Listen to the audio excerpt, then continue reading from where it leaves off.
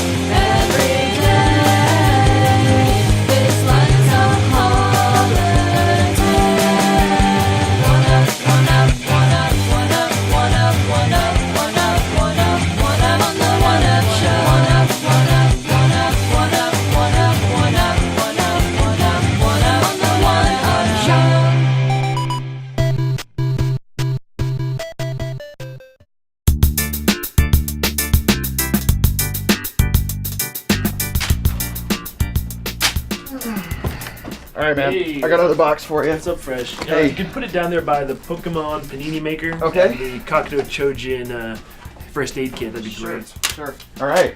Great. I still need some more stuff, though. If you can go get my PS3 and all my cables and my systems, I gotta play some more of that Valkyrja preview. Oh, the strategy game. Yeah, Sega strategy RPG. Yeah, I played that actually. Really? What do you think? I think it's pretty good.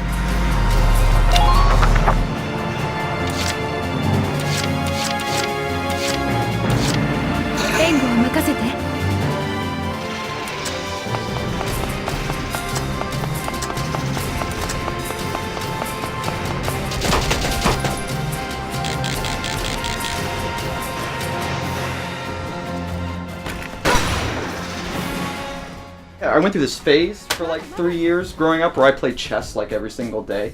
I didn't join a club or anything, but I was pretty into it, and playing this game feels a lot like the strategy that is behind playing chess. I saw it back at Tokyo Game Show, and what really surprised me is it seems like a traditional tactical turn-based game, but you actually get to aim your guns and shoot, which really surprised me. Yeah, I really like the way they present the battles in that you start with that overhead view of the map, so you have an idea of where the enemies are, at least the ones that are in your line of sight, and where all of your troops are, and it's very easy to distinguish what character class that they are, and you just, once you click on a person, that jumps into that third-person view, and that's where it kind of plays a little bit like chess, where every class has a different type of attack. They have a different range of movement, of how far they can go, and with this energy bar, and then you can just run until it runs out and aim and shoot. But that's what it always in terms of like the aiming and shooting, do you think skill really plays into it? That was one of my biggest complaints about the game, actually playing it, in that, you know, it's very easy to set up shots, and it does have this sort of simple rock, paper, scissors mechanic where units are stronger against others, but at times where I'd be coming up with a tank or with a sniper or something, you would miss shots that you didn't feel like you should have missed, and there's no indicator to tell you like what your chances are. Or... I mean, even though it looks like it's an action tactical game, there are still like dice being rolled. You know, Yes, it is a real RPG underneath it all. It's almost just like window dressing to make you feel like you're interacting more than you are. But I think it does work for the most part. Speaking of window dressing, what do you think of the graphics? Because it kind of has a very unique style to it. When I first saw these visuals, I was blown away because no one had done that yet. It has like the brush stroke and like style to its cell shadings, where it almost looks like pages of a book come to life.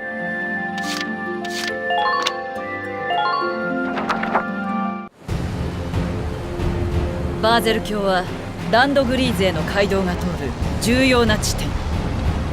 この橋の奪還が我が中隊の任務である。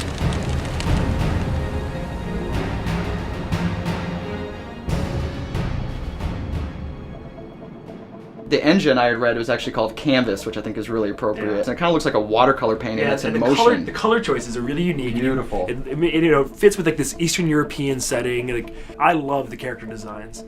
They're very like traditional, like pleasant anime from the 70s or something. We're playing in Japanese, so like a lot of the nuances are lost on us, and I'm looking forward to see what the US version is like. But this idea is this alternate reality Europe in like the 30s, where World War II, their version of World War II, because like the West and the East of Europe are fighting, and you're in this country that's kind of like Holland with all these, you know, windmills.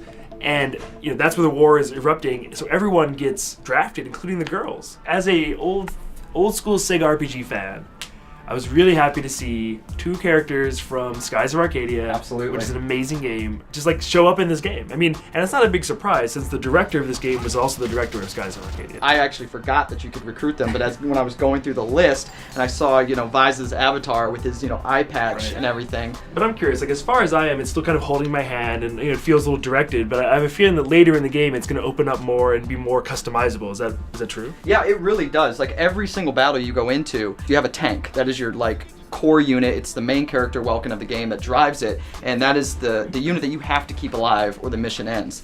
And then from there, the farthest I've got, they let you pick 8 other units, and that's really anything you want. You choose from assault rifles, guys with shotguns, not shotguns, but like long range rifles, snipers, and these kind of like heavy demolitions guys with bazookas for taking out like heavy artillery. And once you play in these larger maps, you have, I mean, I was literally fighting against armies where it was like 3 or 4 against 1. Wow. And you're just slowly advancing, and I was coming up with really cool flanking techniques. They let you use the environments like tall grass to lie down and hide your character. You can hide behind cover after you fired some shots. And I've even noticed that it's really advantageous to put your units together. Whenever you're close to another character, they'll attack with you. And you guys kind of do this called a potential special attack. It almost reminds me of like Shining Force mixed with some more like modern tactical stuff, and yeah, I'm really digging it so far. There's nothing else like it out there. Even if you've played games like Final Fantasy Tactics or Disgaea, I think this has a different feel, and it's a very cool world, cool graphics. Well, it gives you so much more control than the strategy genre, turn-based strategy genre usually gives you. I actually have to aim my gun, and they let you even aim body parts at certain body parts, and like doing a headshot will do a lot more damage and take out enemies a lot quicker, so you have to, you know, you can kind of just tap R1 to do an auto aim and then use the D-pad to kind of fine-tune your reticle so you're aiming right where you want to. And I really, really enjoy doing that. Yeah, I think it's going to be a while before we see it here on these shores, though. So they have a lot of localization to do. Yeah. I mean, everything in the game is Japanese. I mean, it's not a game I'd recommend importing. It's a Japanese take on like a European concept, so it's filtered through that, and I'm curious to see what the localization's like. If they go for like all like European accents or something, that'd be fun. So. And for me too, like just through playing the game, I've experienced a lot of those little nuances like I've talked about, and I'm really looking forward to actually being able to read the menus, like when you're going into the headquarters and upgrading weapons and leveling up your troops, to actually find out all the other different things that I could be missing out on that I haven't done yet. But so far, it's been a really solid experience. Well, and some of my other friends who played through more of the import complain that it's a little too easy, so I wonder if they'll maybe bump it up for America, the difficulties. See, I didn't have that problem at all, because you're going into these battles almost completely blind. I don't know what I'm going against. I don't know what the terrain is like. I just get kind of a very basic overview, and a lot of times it's a little bit of trial and error. I'll go in and realize I need more snipers in order to, you know, complete this, or I should have brought like more demolitions guys because there's a lot of tanks that I'm going against. And so I often found myself playing each of these maps where the battles, some of them are like 45 minutes to an hour long to complete. I found it pretty challenging at the same time once you get further along. Cool. Well, all right, yeah, if you could go get that stuff Right. for me, Jay Fresh. I got a lot of, some of my stuff is here, like Senator Jar Jar is here. Yep. Tongue Jar Jar. Oh, I know how much you like that one. Here's like the 3 regular Jar Jars, but I'm missing Swimming Jar Jar, so. Swimming. Yeah. A swimming Jar Jar. Yeah, and all my stuff now. Okay, all right. Okay.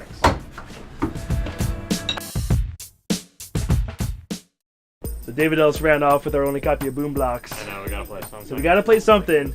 Gotta get ready for multiplayer, so first one to take the whole thing down wins, alright? Don't hit the cow. No, you wanna hit, I think you wanna hit the Pokemon Panini Maker, actually. Alright, here we go. Oh, that wasn't so good. Here, you try. It doesn't give a bigger ball, though. Get an easier chance. I got burned. Alright, my turn, come on. I don't want to hurt the baby cow, though. Go for the girls with guns. Yeah, you get that out of there. Oh! Oh, no! We're pretty good. You got It the always cow. happens. The cows are really hard to save. That's not as much fun as the real Boom Blox, I gotta say. No. But yeah, I love Boom Blox multiplayer. I can't stop playing it. It is. You're all about the multiplayer. It's the best thing since Wii Sports. I agree with Shane. It is where this game transcends reality. Like, it's so much fun, and I have to say that I played it with people who don't like the Wii. And even these people were, you know, slowly but surely. At first, it takes a while to get a handle on the controls, and the Wii remote can sometimes be a little too sensitive, which is true throughout. But the game. I mean, versus almost any other Wii game, it's more consistent. I'd say it almost always does in terms of like the throwing and physics are so predictable and good. Like and it's Havoc physics on Wii, and we're used to seeing that in like shooters and such.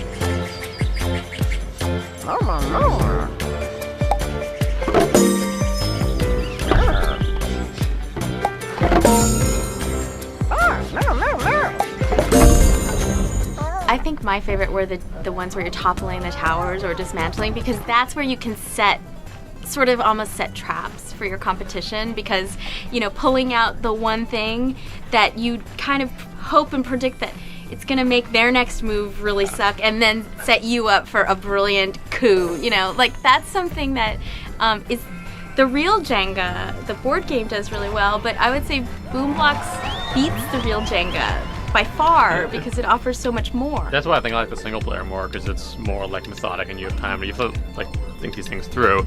In multiplayer, I just get pissed at the other person when they like don't have as steady a hand as I do and like tear the whole thing down when they're doing it. I like the puzzle solving aspect. I like how there's multiple ways to do it. You know, once you start learning what the other different blocks do, because there's all these different block types that explode in different ways and do different things, and there's not just one solution. And sometimes there's even multiple ways to get the best solution, like the one throw solution, which I'm obsessed about, always getting the one throw solution every time.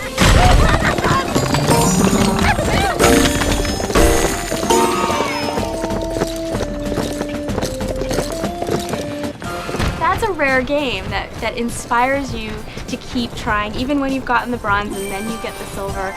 The fact that there is that gold level. And you always know it's possible. Yeah, and it's an intellectual challenge as well as just a dexterity challenge. Well, and there's no punishment. You know, like you can keep playing games over and over again. The baby kittens die, and you got to do it again so that don't get me started on the horrible baby game characters. That the only thing I think that's going to keep this game from being the mainstream adult success it deserves to be. I think if you pull this out at a dinner party, people have fun. Are the characters? Like, it looks like a baby game. It looks like things that are in your baby's nursery, like mobile hanging from his crib. I don't think that that's gonna hold anybody back. The environments and the characters are fine, and especially if you are the kind of person who builds stuff and you want to integrate them into your levels, then their behaviors become really useful. So I don't know. I think it only added to it. I think without it, it would be very like plain and I don't know. boring. The real triumph, though, is how well it uses the accelerometer, how you really are, like, throwing these things. Like, and you get into it, and, like, the simplest games are the best. The ones where you're just throwing the balls at things, trying to hit targets. Like, I don't like it when it really, like, befuddles you with all these different objectives. And in a single-player game, when it stops being throwing balls at things, I get a little bit removed from the game.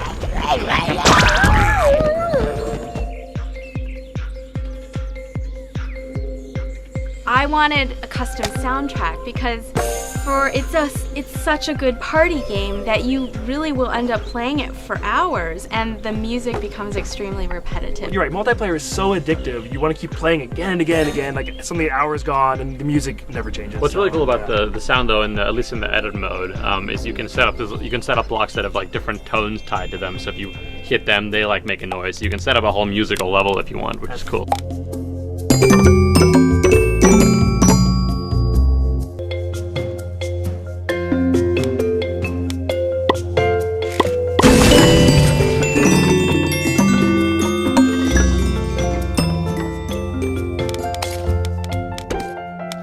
I like the game. It doles out tons of unlockables. I mean, from the very outset, every few levels you're getting new stuff, and you're unlocking things to use in the edit mode. And you know, when you start getting these things, you want to go explore edit mode and see how it works. And which is obscenely deep, and you can edit any existing level. But with all the stuff you can unlock, like a lot of the stuff is just kind of window dressing, like cool backdrops and everything. But the actual like basic tools you can use and giving different skins to different blocks, like the chemical reactions and all that, you can make some like crazy, you know, we've said before, like Rube Goldberg-esque like train reactions.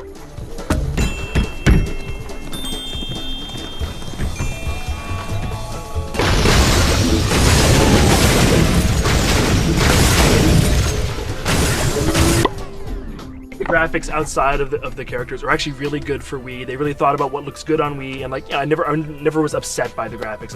If I have critiques at all, it's that sometimes some of the things are a little They're actually intimidating a little bit at first because like the throwing thing took me a little bit of time to get to where I could do it really reliably, and then like I suddenly realized that I was making very accurate throws and getting really competitive and able to do exactly what I intended to do. Right, and it never feels canned. Like, you know, when you see something moving a little bit and you're like, okay, I didn't do it, but sometimes it'll actually knock over and you're like, wow, I can't believe that happened. And I love it when that happens to my opponent. And the thing is, it's like your turn will start. And you start And setting it their up, boxers and will then they drop the negative 50 point cube, and it's awesome. This is one where you want to attach the Wii Remote with the strap, because if anybody in your family hasn't quite mastered the whole like throwing motion but don't throw the thing, like this is another thing that could re-inspire the whole like broken TV thing from, because you're really throwing. Yeah, like when you realize that when you throw it really hard, it actually helps. So like you throw it really hard, but you can also throw it underhand for grandma. That works. Like you can. I saw people successfully playing underhand, which shocked me. It's also cool that you can use just the Wiimote and, That's how I essentially play. one button. I really, because I use the nunchuck because I kind of prefer the camera control to the B button, but it is essentially a one-button game. I actually feel the game is a huge success. It really blew away my expectations. When I first saw this, I'm like, that's the Spielberg game, really? But you know, they take a really smart approach at giving you the tools and like a playground and just letting you do all these different things with it. There's so much variety, and just the core mechanic is fun and addictive, and it's approachable. Like when you see people playing this game, you want to play it.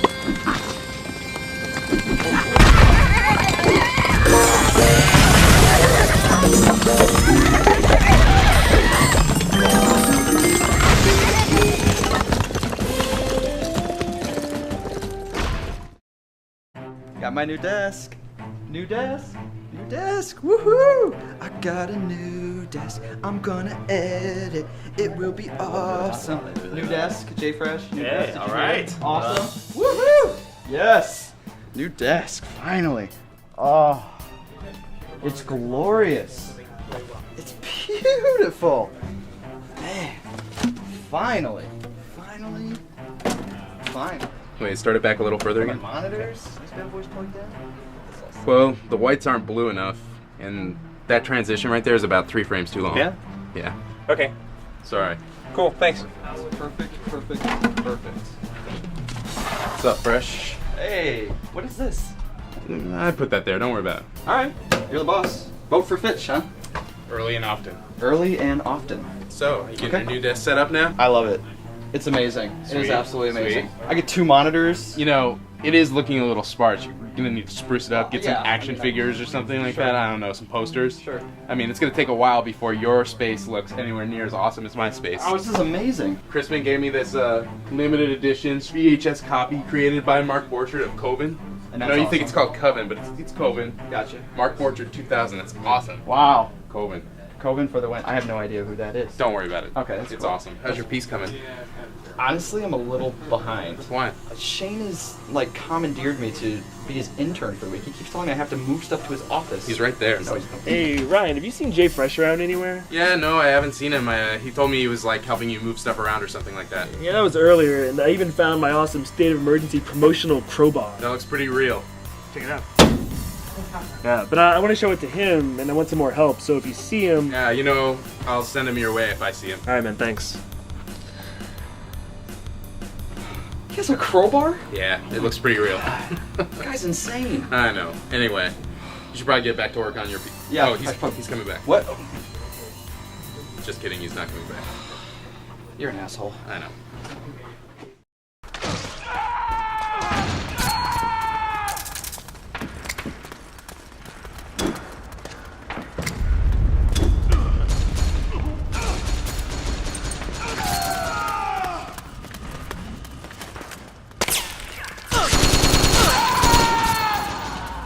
Most games that I think are great are games that are instantly accessible. You like hop into them and it's fun right away, but it takes a long time to master them. MGO is not fun right away.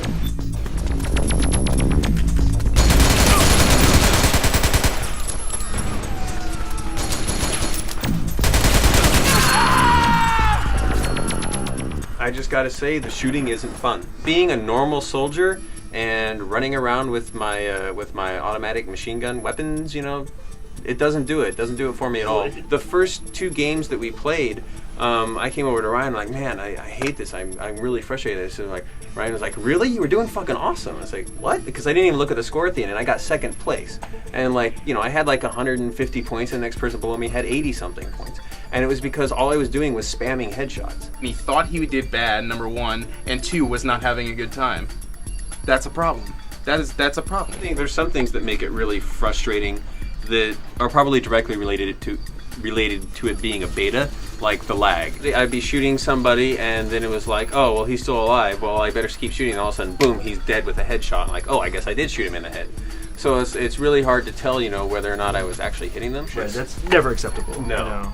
And like my experience was so different because like when I played this game, it was after we'd all beaten MGS4, me and all these other journalists, and then in one room we were all playing. 10 of us over here, the other guys over there, and it was, you know, we slid right into it. The controls were seamless because we just played tons of Metal Gear Solid 4, and everyone was there, so we were all having a good time. You could yell at each other.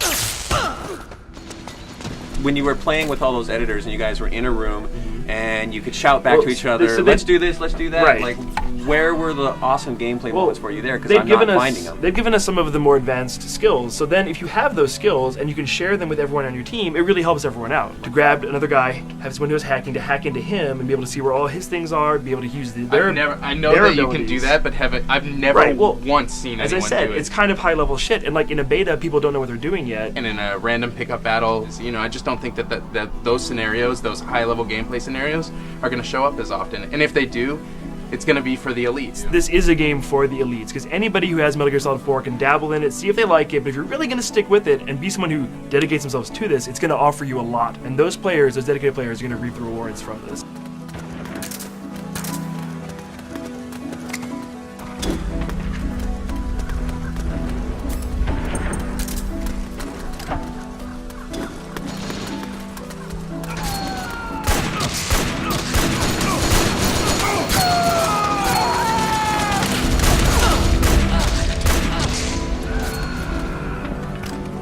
You try playing with just using CQC or using your knife, because I found it to be more fun than most online shooters, because like I'm not that good at FPSs, so I'll sometimes go on and just kill with knife. And this game, Metal Gear kind of, you know, rewards that. See, like, I think the CQC stuff does work, except the third-person camera in a team-based shooter actually makes it much harder than it would be normally. You're not going to be guaranteed to get the drop on anybody coming up from them behind. Because they can see you. Because they can see you probably, if they're looking around like the way that they're supposed to be.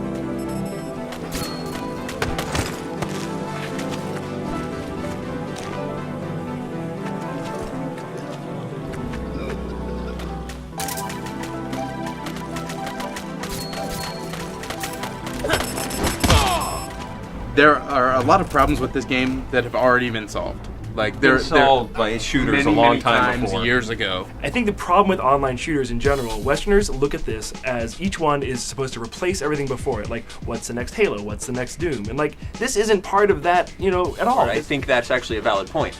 But there are lessons that they could have learned from those FPSs that they didn't. For example? Like, for example, spawn camping.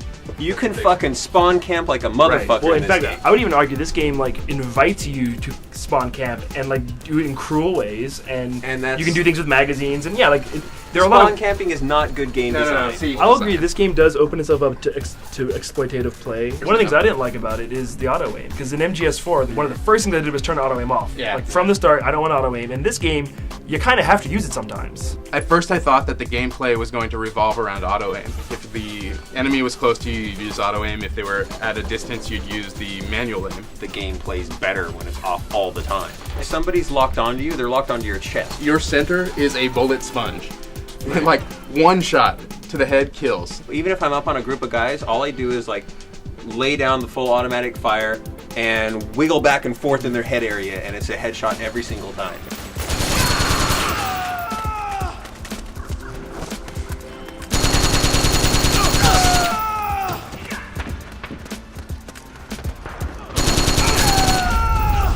And then if you're further away and you're using like an assault rifle or whatever, you just like tap off a couple of shots and around their head area. But auto aim has a very very like nice spot right on the face button. You know, like why square, isn't that, right? Yeah, why isn't that anything else? Like anything else? Like why isn't that? That was one of my first questions as well. It's on a face button. Shouldn't it be one of the most important things that you use? That's exactly what I'm getting at. Yeah. The more I played it, the more I saw the cool, interesting, new, unique stuff that is only in MGO. I've been playing for probably 5-6 hours, you know, as a soldier in sneaking mission games when finally, my God, finally, 5 hours. I'm Snake. I'm like, oh God, I'm Snake. You're trying to avoid detection. You're trying to avoid. Well, it's that you're trying to avoid detection and then, you know, basically take someone out by using a non-lethal like takedown and then steal their dog tags. And it's very difficult to do.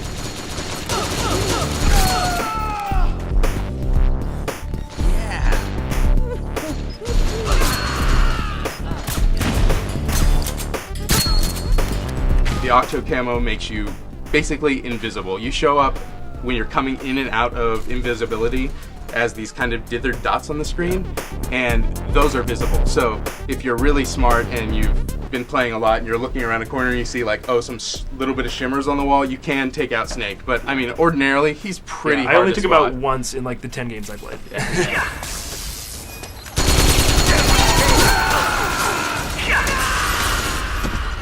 I was playing a soldier for so long that I was just getting tired of it. Matt had been frustrated and just didn't want to play it anymore, and I was like, man, all right, I'll play a little longer. And then like 3 rounds later, I was the Otacon bot, and I didn't even know you could be that. I figured it was something that Snake controlled himself or something like that. And so when I got the chance to be this thing, I was like, okay, this is really cool.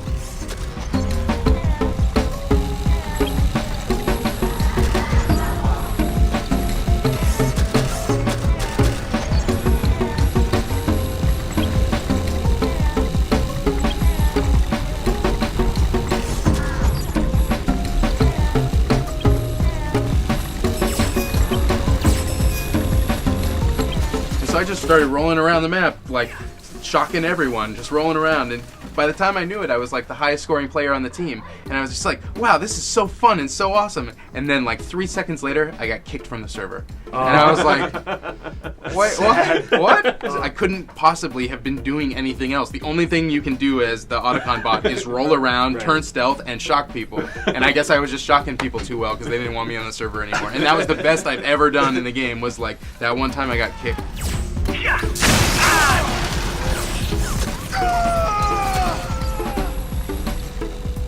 I've played this game for between 7 and 10 hours now.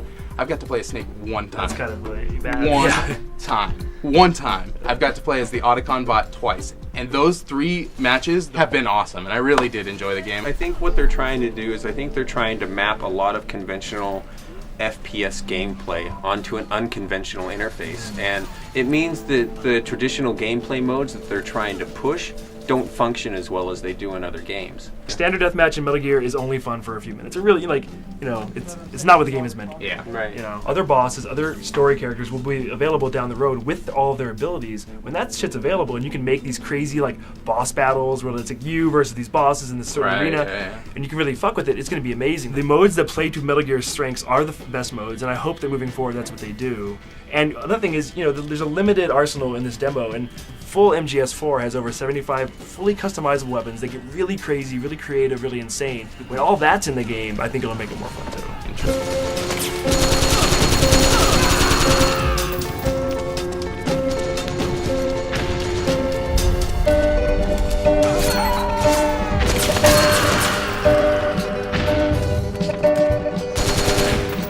I had moments of sheer bliss. Getting killed by, like, Snake in a very interesting way. Like, if I turn around a corner and all of a sudden I'm like, oh wait, oh fuck, oh shit, and then I see Snake and I go to stab him a couple times and then he runs away and I go chase after him, trying to find him, know exactly where he is and I can't see him because of the camo, and then all of a sudden from behind he gets me, takes me down. I'm like, you know what, that is really cool. It's like, funny, that is really cool. all of my good memories too are all of Sneaking Mission. And so I think you're right, like, Konami, Kojima Productions, play to your strengths. Don't try to outdo Call of Duty because you can't. You cannot. You know, like, what's unique about Metal Gear, like, that's what they need to celebrate. Totally. The fact that it has fucking voice chat is a triumph for Japanese game development, to be honest. At TGS, it did not have voice chat. Wow, yeah. Like, they're every little thing we get, there's like they're kicking and punching and fighting, trying to get it to us. So I hope. I mean, I really hope they play to the strengths of the series. I mean, that'll make it the best possible game. Yeah, Because I think I want to like it. I I hope that desperately. if a year from now MGO is like a thriving, awesome, unique community that's worth getting into and worth the money you're going to spend to buy all that shit, I'll be really happy. But I don't necessarily expect that to happen.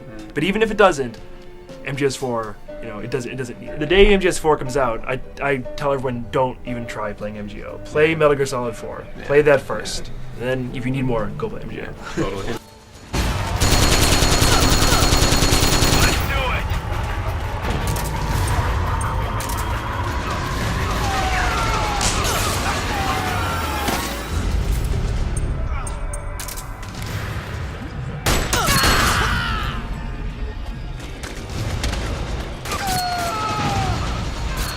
Sorry about that.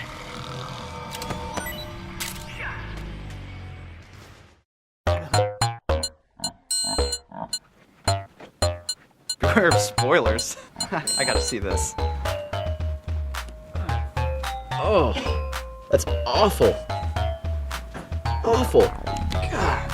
Oh, holy facial hair. Hi, Mike. How you doing? God, you scared me. Dude, take a look at that.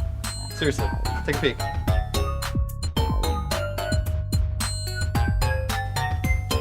It's fucked up.